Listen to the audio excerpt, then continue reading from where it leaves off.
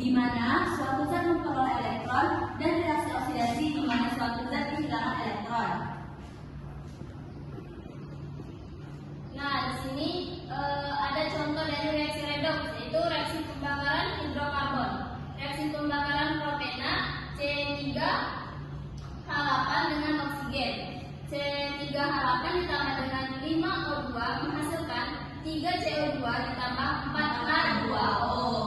Nah, oksidasinya yaitu adalah karbon C3H8 teroksidasi menjadi CO2.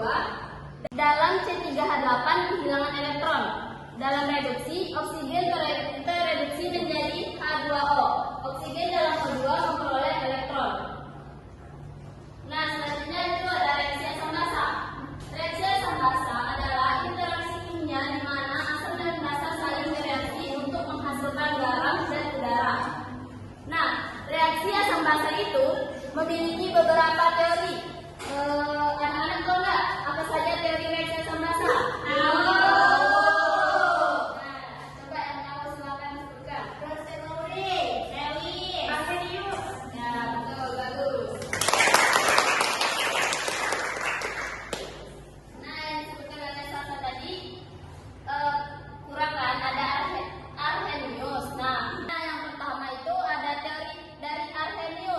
Yaitu asam adalah zat yang menghasilkan ion hidrogen H+ ketika dilarutkan dalam air.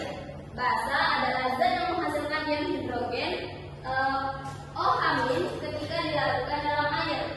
Contohnya HCl atau asam klorida adalah asam karena menghasilkan H+ dalam larutan air, dan NaOH natrium hidroksida adalah basa karena menghasilkan OH- dalam larutan air.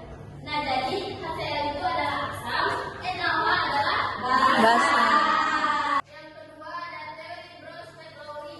Nah, teori Bronsted-Lowry ini asam yang dapat memberikan proton H+ kepada zat lain. Basa, zat yang dapat menerima proton H+ dari zat lain. Contohnya yaitu NH3. Amonia dapat bertindak sebagai basa karena menerima proton untuk membentuk NH4+. Yang ketiga ada teori Lewis, yaitu asam yang dapat menerima pasangan elektron, yang basa zat yang dapat memberi pasangan elektron. Contohnya Br3. Yang ketiga ada reaksi pengendapan. Nah, reaksi pengendapan ini adalah jenis reaksi kimia di mana terjadi pembentukan endapan, yaitu reaksi presipitasi padatan yang terbentuk dari larutan sebagai hasil dari reaksi antara dua larutan yang mengandung ion-ion yang dapat bereaksi dengan secara kimia. Nah, contohnya yaitu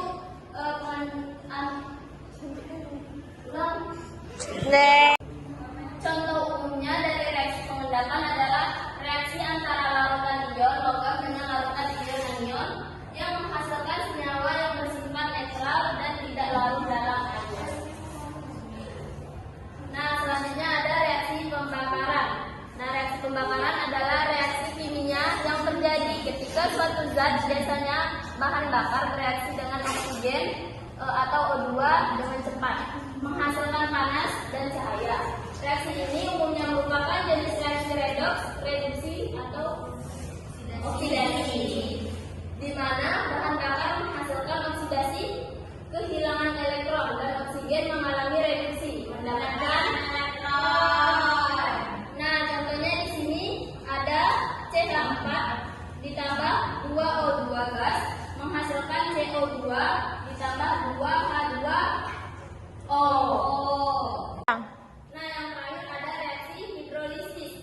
Reaksi ini adalah reaksi kimia di mana suatu senyawa bereaksi dengan air, biasanya dengan pemecahan ikatan kimia oleh air. Dalam konteks kimia, hidrolisis seringkali mengacu pada pemecahan ikatan kovalen dengan batuan air. Contohnya adalah hidrolisis garam. Ketika garam larut dalam air, terjadi hidrolisis. Jika larutan garam dapat menghasilkan ion hidrogen atau ion hidroksida dari air. Contohnya adalah hidrolisis dari natrium karbonat.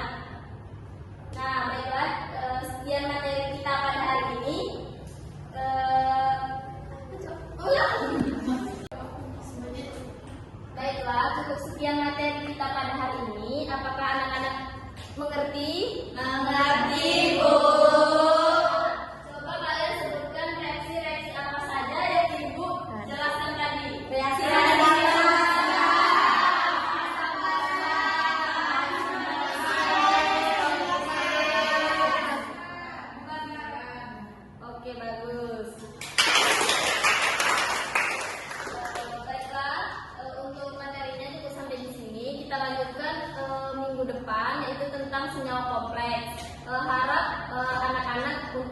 membaca materi sebelum belajar.